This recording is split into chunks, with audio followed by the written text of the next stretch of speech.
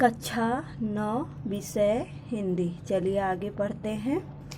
ईड़ा उठी दिख पड़ा राजपथ, धुंधली सी छाया चलती, बाड़ी में थी करुण वेदना, वह पुकार जैसी जलती। शिथिल शरीर वसन विशृंखल श्रृंखल, कब्री अधिक अधीर खुली, छिन्न पत्र मकरंद लुटी सी, ज्यों मुरझाई हुई कली।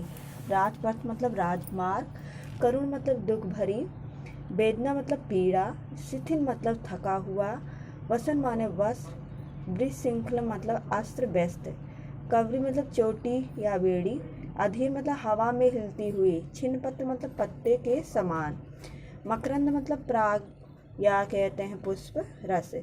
इस पद्यांश में कवि ने बताया है कि ईड़ा सोच में डूबी हुई बैठी थी, तभी उसे एक स्त्री की आवाज सुनाई पड़ी जो अपने पति को ढूंढने की पुकार कर रही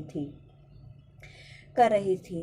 जयशंकर प्रसाद जी कहते हैं कि ईड़ा उठी दिख पड़ा राजपथ, धुंधली सी छाया चलती, बाणी में थी करुण वेदना, वह पुकार जैसी चलती। श्रद्धा की वेदना भरी आवाज सुनकर ईड़ा चौंक कर उठ खड़ी होती है। ईड़ा के राजपथ पर किसी स्त्री की धुंधली सी छाया चलती प्रतीत होती है, जिसकी वाणी में करुण वेदना है। वह पुकार विरह के ताप में जलती हुई प्रतीत हो रही है। अशिथिल शरीर वसन विशृंखल, कब्री अधिक अधीर खुली, अच्छिन्न पत्र मकरंद लुटी सी, जो मुरझाई हुई कली।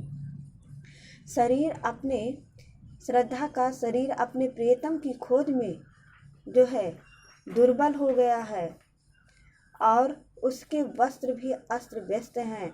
उसकी बेड़ी खुल गई है, बेड़ी मतलब उसकी चोटी, और वह टूटे पत्तों की भांति बिखर गई है, मानो फूल से उसका पराग अर्थात कहते हैं पुष्परस छिन गया हो। श्रद्धा की ऐसी स्थिति हो गई है जैसे कोई कली पूर्णता मुरझा गई हो, जैसे कोई कली पूर्णता मुरझा गई हो। काव्य सौंदर्य है, शुद्ध साहित्यिक खड़ी बोली, गुण प्रसाद है, रस वियोग श्रृंगार करुण है, या छंद मात्रिक है, शब्द शक्ति अभिधा तथा लक्षणा है, व्यंजना है, लक्षणा नहीं होगा। अलंकार उपमा अलंकार धुंधली सी और लुटी सी, और रूपक अलंकार छिन्न पत्र में, अनुप्रास है शिथिल शरीर, वसन श्रृंखल में, और उत्प्रेक्षा अलंकार है जो मुरझाई कली में। आगे देखिए। नौ कोमल अवलंब साथ में, वह किशोर उंगली पकड़े, चला आ रहा मौन धैर्य सा, अपनी माता को जकड़े। इसके आगे जो है, थके हुए थे दुखी बटोही, वे दोनों ही माँ बेटे। इसके आगे दूसरे पेज में है, तो वे दोनों ही माँ बेटे, खोज रहे थे भूले मन को, जो घायल होकर लेटे।